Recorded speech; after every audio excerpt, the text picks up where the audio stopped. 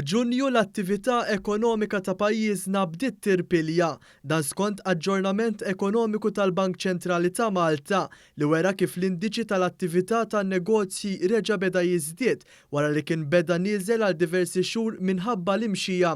Ir-rapport tal-Bank Ċentrali jinnota li għall-ewwel darba mill-bidu tal-pandemija il-qatt beda jonqos u l-indiċi tas-sentiment ekonomiku fost familji u negozji wkoll beda jirpilja. Dan filwaqt li s-sentiment fis-settur tal-kostruzzjoni u fost il-konsumaturi diġà qabeż il-medja storika.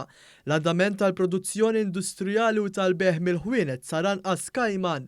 Dawn ir-riżultati pożittivi ġew wara l-miżuri ekonomiċi li ħal-Gvern għar-riġenerazzjoni ekonomika wara l-pandemija. Il-Bank Ċentrali nnota kif fost l-oħrajn aktar minn 11,300 familja qed igawdu mill-moratorju fuq id-dejn bl-imax u pagamenti dovuti fuq id-dejn ta' kważi 620 miljun euro jiġu posposti.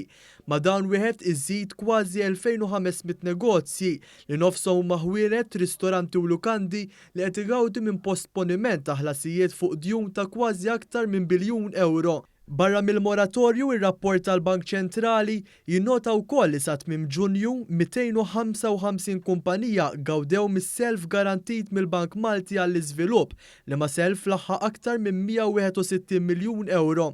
Minħabba li dan is-self huwa bla maxx, dan ifisser li dawn in-negozji frankaw ma' 60 miljun euro fi maxxijiet. Anke hawn l-aktar negozji li gawdew kienu ħwienet, ristoranti u lukandi.